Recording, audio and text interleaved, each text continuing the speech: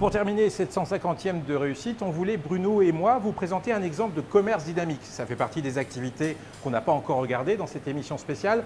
Et venez, entrez. On se trouve à Rosa Parks en compagnie de Fatih. Bonjour. Bonjour.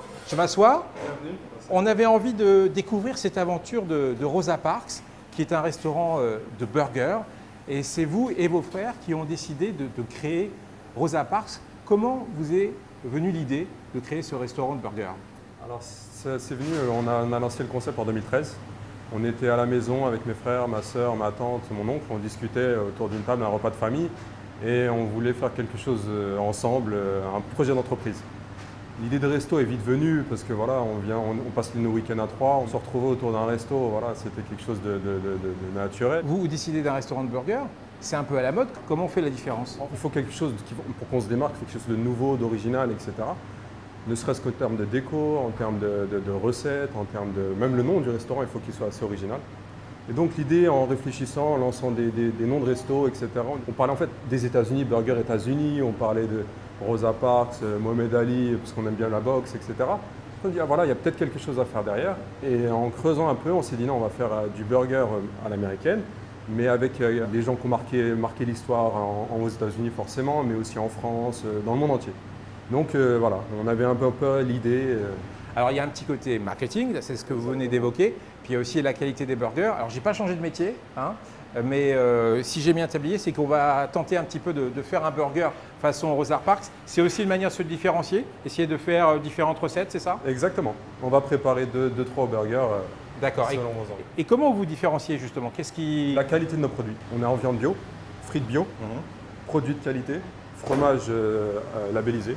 Et c'est là où on a fait la différence. En fait, quand on parle burger, on pense McDo, Quick, vraiment fast food. Nous, on s'est dit non, il faut quelque chose de plus qualitatif. L'aventure a commencé à 3, mais ce qui est assez incroyable et ce qu'on voulait souligner aussi dans votre aventure, c'est que vous n'avez pas hésité à développer d'autres Rosa Parks dans un centre de marque et aussi à Paris. Comment on arrive à développer tout de suite des idées dans d'autres lieux comme ça? Pourquoi ça vous est venu en fait, forcément, en travaillant nos produits, en travaillant notre concept, on s'est dit non, ça va demander beaucoup de travail, donc il ne faut pas que ce soit du travail juste pour un resto et qu'on mette beaucoup d'énergie et beaucoup de temps sans savoir si financièrement on allait s'y retrouver. Donc on s'est dit on fait les choses carrées dès le début, quelque chose qu'on pourrait dupliquer. Donc quand on a réfléchi à tout ça, on a mis en place des process, etc. Et en fait, au bout de la première année, deuxième année, on a vu que nos recettes plaisaient, le concept plaisait. On s'est dit, bon, maintenant, on n'a pas fait tout ce travail pour rien. Ça vaudrait peut-être le coup d'aller frotter à une concurrence au-delà du 4-3-1. Et donc, à Paris, vous êtes où? À rue Jean-Pierre Timbaud, dans le 11e arrondissement. Depuis combien de temps? Depuis 2016. Et alors, ça marche? Très, très bien. Bon. Il y a beaucoup de concurrence en termes de burgers, mais on arrive quand même à se démarquer par justement l'originalité de nos recettes. On en arrive au nerf de la guerre. L'investissement, comment on arrive chez un banquier en disant on est une famille, vous inquiétez pas, on va faire une franchise de restaurant de burgers, on va aller à Troyes, à Paris, dans un centre de marque, venez, le prêt tout de suite on peut signer? Comment ça se passe là? En fait justement là où on s'est démarqué, c'est qu'on n'a pas fait de prêt bancaire. Familial. Exactement, on a réfléchi au concept tout en sachant qu'on n'avait pas forcément beaucoup de fonds.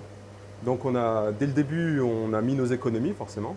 On a pu négocier un crédit vendeur pour acheter le fonds de commerce. Ça nous a forcément aidé. Du coup, forcément, on était limité, on a fait les travaux nous-mêmes. On a fait des recettes à la maison avec son épouse, ma tante. C'est votre oncle hein, exactement, qui a travaillé les recettes avec ma petite sœur. Ma mère a mis aussi son grain de sel dedans. Une sorte de crowdfunding familial. Exactement. Donc on s'est lancé vraiment doucement, ça a mis du temps à démarrer. Et une fois que la clientèle est au rendez-vous, on pouvait se projeter. Et voilà. Et du coup, là, le développement. C'est comme ça que ça démarre. Alors, on va commencer à faire les steaks, vous me montrez. Exactement. Et j'ai une dernière question à vous poser. C'est maintenant que c'est établi, c'est quoi votre projet, votre développement? C'est la franchise. Là, on a ouvert à Paris justement pour avoir une meilleure visibilité. Écoutez, on va se mettre la main à la pâte. Je vais vous donner Je vais essayer d'y aller là. C'est parti. Je vais vous laisser des gants. Je suis déjà en difficulté pour mettre les gants. Allez. Donc on a nos steaks qui cuisent. Allez, bien. On va préparer 2 burgers classiques.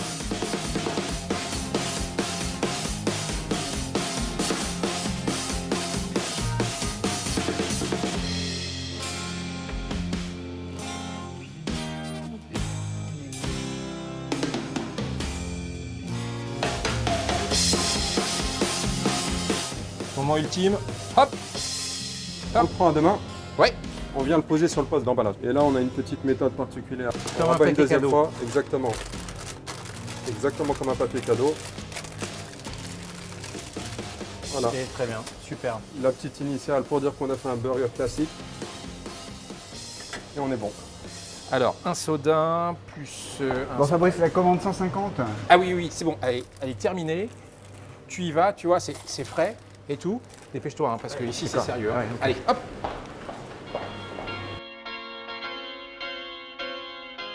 On reste à la Technopole de l'Aube où on va découvrir une autre entreprise dynamique, cette fois-ci dans le domaine des services. Une PME qui est allée chercher sa croissance. J'ai hésité. C'est là où le côté manuel, c'est terrible.